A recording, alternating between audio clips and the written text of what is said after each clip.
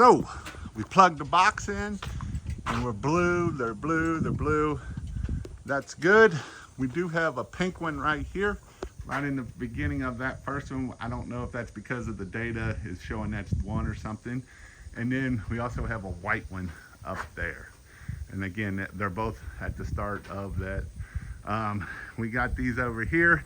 It will be interesting because they should be at 75, and at 75, we'll start seeing some different colors, and so we'll show you how that is.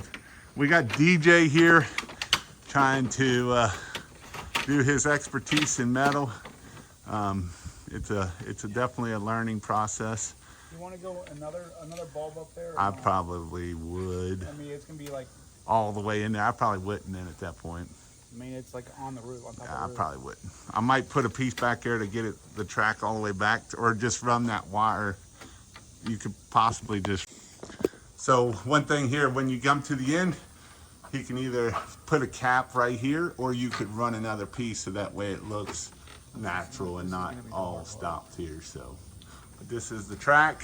He's trying to figure out doing the 45s instead of doing the metal cutting. How do you like the 45s versus the metal cutting, DJ?